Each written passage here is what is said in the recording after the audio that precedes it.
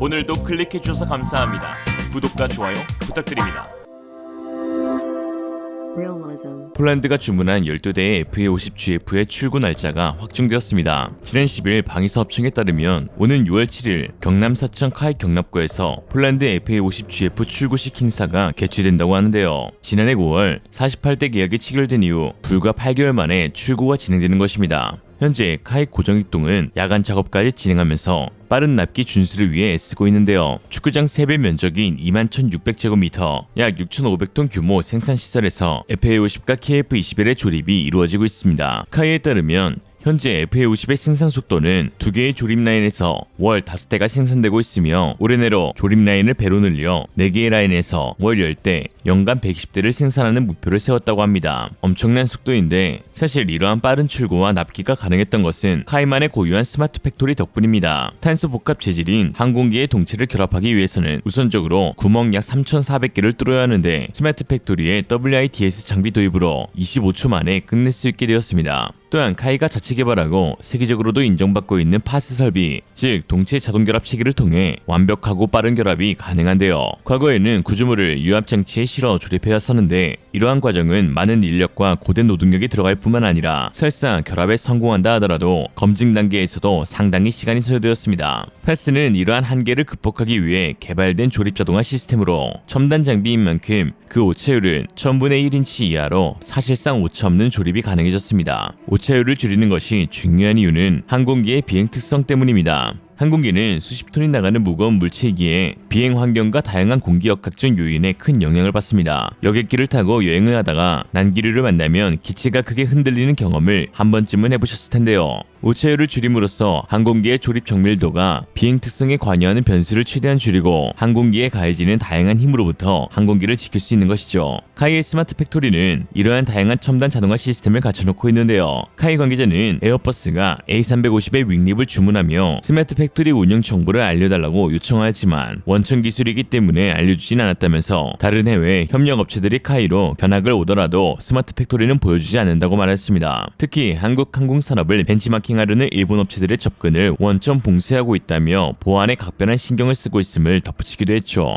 여기서 비롯된 빠른 납기 능력은 무기 도입이 시급한 폴란드와 같은 동유럽 국가들의 주요 셀링 포인트로 자리 잡았습니다. 현재 카이의 수주잔고는 약 25조 원으로 앞으로 8, 9년 일감이 쌓여있는 상황이죠. 한편 국내 네티즌들 사이에서는 카이의 빅딜이 가능했던 또 다른 요인에 대해 주목하고 있는데요. 현재 카이의 영업의 신이라고 불리는 조종래 상무가 그 주인공입니다. KF-21과 FA-50 초기 개발부터 참여한 항공 전문 엔지니어로 특히 협상과 마케팅의 마스터로 불린 만큼 뛰어난 협상력을 지니고 있는데 KF-21 관련 기술에 미국 수출 승인을 끌어냈고 분담금을 재차 미루던 인도네시아에게 2,200억을 내놓게 한 장본인이기도 합니다. 항공 전문 매체 프로파일럿에 출연하셔서 해박한 전문 지식과 뛰어난 언변으로 많은 시청자들의 관심을 받기도 했는데요. 네티즌들 사이에서는 다음과 같은 한 짤로 더 유명세를 탔습니다. 우리와 함께하면 독일 정복도 꿈이 아니다. 상상해봐라. 그 넓은 독일 땅을 달리는 K2 후사르 전차를 허수아비 뿌린 독일 공군을 능력하는 PFX 빌릭 흰꼬리수리 전투기를.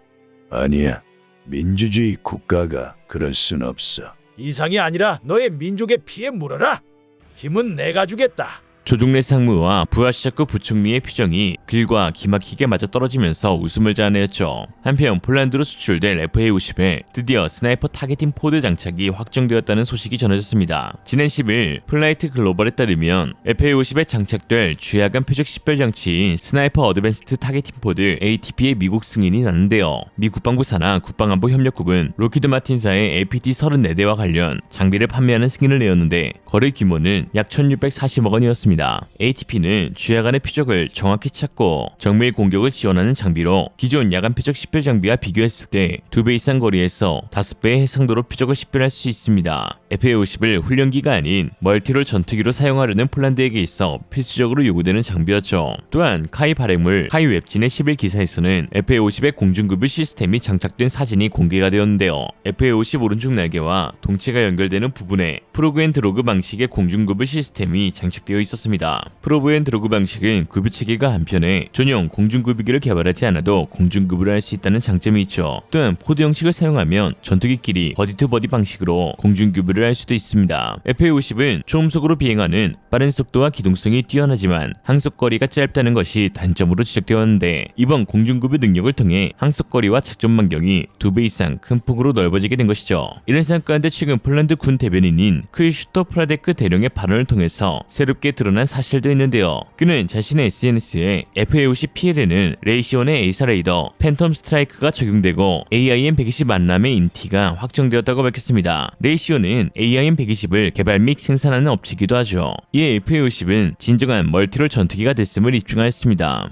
일각에서는 한국의 에이사 레이더가 개발 완료 단계인데 왜 레이시온사의 레이더를 사용하냐 하실 수 있는데요. 사실 암남 통합 문제, 미국과의 관계 등 여러 이유가 있겠지만 가장 주된 이유는 당장 2024년부터 PL 버전의 도입이 시작되어야 하는 폴란드가 개발이 완료된 팬텀 스트라이크를 탑재하여 빠르게 납기받기를 원했기 때문입니다. 이에 카이는 레이시온의 레이더, 미사일을 통합하는 동시에 국내에서 개발 중인 중거리 공대공 미사일과 국산 에이사 레이더를 통합하는 투트랙 전략을 취하고 있는데요. 이러한 국산 측에는 말레이시아가 도입할 FA-50 블록 20에 통합될 가능성이 매우 높습니다. 이는 말레이시아가 폴란드와 달리 2026년에 초도 도입을 계획하고 있기 때문입니다. 그리고 FA-50M에 탑재될 에이사 레이더는 LIG 넥스1에서 개발하고 있고 최근에는 그 시제품이 공개가 되기도 하였습니다. 지난 2일 2023 공군 세미나에서 공개된 LIG 넥스1의 에이사 레이더가 그것인데요. LIG 넥스1은 원래 국가연과 함께 에이사 레이더를 먼저 개발했던 회사이지만 KF-21용 에이사 레이더를 하나 시스템에 빼앗긴 LIG 넥스1은 그동안 자사자금을 들여 계속 에이사 레이더를 개발해왔고 FA-50용 수용 에이사 레이더를 개발해내었습니다. 그 뚝심만큼은 인정할 수밖에 없네요. LIG 넥스1이 이번에 내놓은 ESR-500A 레이더도 레이시온 팬텀 스트라이크 레이더와 같이 지라갈륨 수자를 사용한 국내 최초 공랭식 레이더입니다. 지라갈륨 수자는 기존의 갈륨 비소 수자에 비해 내열성이 강하기 때문에 보다 강한 전파를 쓸 수 있어 레이더의 성능이 그만큼 더 뛰어나고 따라서 공랭식으로 할 경우 보다 소양 경량화할 수도 있습니다. 또한 국산 수자는 외상과 달리 내열성뿐만 아니라 열 전도율이 같은 지라갈륨 수자인 외국산에 비해 5배나 더 뛰어난 것으로 알려져 있기 때문에 LIG 넥스1 역시 성능에 대한 자신감을 내비치며 팬텀 스트라이크의 동등 이상의 성능을 가질 것이라고 밝힌 바 있습니다. 사실 말레이시아, 폴란드 모두 FA-50 블록 20을 도입하기로 확정하였지만 대체로 환영하는 분위기인 말레이시아와 달리 폴란드 현지에서는 아직 성능에 대한 의구심을 내비치는 시선들이 많습니다. 이럴 때마다 폴란드 군 전문가들이 직접 일일이 나서 반박하는 모습을 자주 볼 수 있습니다. 브라체크 국방부 장관과 공군 이레네우스 노박 장군의 발언을 리얼리즘에서 번역해서 알려드렸던 적도 있었는데요. 이 밖에 최근엔 폴란드 군 대변인인 파라테크 대령 또한 폴란드 현지 기자와의 인터뷰를 통해 한국의 항공 역량 FA-50 블록 20과 KF-21의 성능에 대한 코멘트를 하여 화제가 되었습니다. 그럼 한번 알아보죠. No jest taką wersją trochę upośledzonego F-16, no przepraszam za wyrażenie, tak, ale jaka tu jest, mówię teraz, że nie jestem lotniczy, ale jakie jest tutaj, jakie jest wytłumaczenie, jaka jest optyka MON-u na nabycie 48 maszyn, które są takim trochę lepszym liftem w sumie? Znaczy powiem tak, zacznę od tego, że jest to tak naprawdę najbardziej gap filler ze wszystkich innych gap fillerów. Ale już przejdźmy do meritum. Jak tutaj wyglądają generalnie te kwestie potrzeb? Od przełomu 25-26, jeśli pełnomocnikowi do spraw wdrożenia tych samolotów uda się coś przyspieszyć, może szybciej, ale zaczną trafiać samoloty F-35, 32.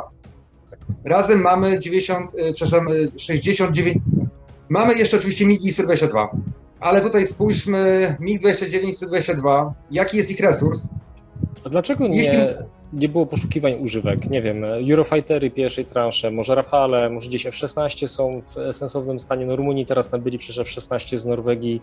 Coś takiego jak szywizna ziemi bardzo ładnie umożliwia pokonywanie obrony. Rozumiem, że pomysł MON-u jest taki, żeby nabyć samoloty w wersji, które będą miały poszerzoną integrację uzbrojenia. Tak? Będzie większa jego liczba zintegrowana? Zacznę od pytania, a jakie zdolności operacyjne mają samoloty Su-22? Pierwsza wersja, pierwszych 12, jako gap filler, ona ma pociski AGM Maverick, ale już wersja FA-50PL, ona ma mieć radar AESA, ona ma mieć zasobnik Sniper, czyli już wchodzi uzbrojenie naprawdę laserowo, ona mieć AIM-9X Sidewandery, tej najnowszej wersji i w tym momencie my z uwagą, powiem tak, przyglądamy się rozwojowi samolotów KF-21. Nie chcę nic obiecywać, deklarować, ale my z uwagą przypatrujemy się rozwojowi tego samolotu. Jasne. Bo wspomniałem o ogólnych potrzebach sił powietrznych, 160 samolotach. Także nic więcej nie chcę mówić, Jasne. ale jest to orbita naszych zainteresowań. 카이는 지난 10일 KF-21에 무장이 장착되는 하드포인트 10곳과 함께 무장 탑재 장면을 공개하였는데요. 특히 관계자에 따르면 다음 주 CJ-5호기의 첫 시험 비행이 있을 것이라고 밝혔습니다. CJ-5호기는 인도네시아로 보내질 기체인데요. 주목해야 할 점은 시험 비행에 나설 조종사가 인도네시아 공군 조종사가 아닌 한국의 조종사라는 점입니다. 인도네시아는 2년 전 공군 소속의 모하메드 수기안토 대령과 페렐 리고날드 중령을 파견하여 IFX의 비행시험 프로그램 내 국제시험 비행학교의 교육이수를 완료하였습니다. 예정대로라면 인도네시아 공군 조종사들이 CJ-5호기의 시험 비행 조종관을 맡을 것으로 알려졌고, 인도네시아 언론들 역시 많은 기대를 쏟고 있었으나 분담금 문제가 해결되지 않은 상황으로 CJ-5호기를 한국인 조종사가 맡게 된 것인데요. 최근까지 인도네시아는 미납된 8천억 원의 분담금을 지급하지 않고 있는 상황인데, 최근에 알려진 소식은 더욱 어처구니 없었습니다. 지난 9일 카이 본사에서 열린 기자간담회에서 엄동한 방사청장에 따르면 인도네시아가 6월 말까지 연체 분담금 잔액에 대한 납부 계획을 우리 측에 통보하겠다고 약속했다라고 했습니다. 말만 들어보면 분담금 문제가 해결되는 것이 아니냐는 착시 효과까지 있을 정도인데요. 자세히 보면 납부의 계획을 밝히겠다고 약속한 것으로 말장난하고 있는 중입니다. 공교롭게도 최근 인도네시아는 F-15EX의 도입 계획을 기정사실화하였고 6월 말에 미국 측과 세부 계약을 체결한다고 밝혔는데요. 하는 짓이 곧 중국과 다를 바가 없습니다. 도대체 왜 이러는 걸까요? 인니가 13억 있으면 그게 중국이다. 오늘의 인니 이행시 인도네시아 니 퇴출 이승으로 리얼리즘이었습니다. 여러분의 생각은 어떠신가요? 현미하고 지혜로운 여러분의 의견을 지금 댓글에 남겨주세요. 감사합니다.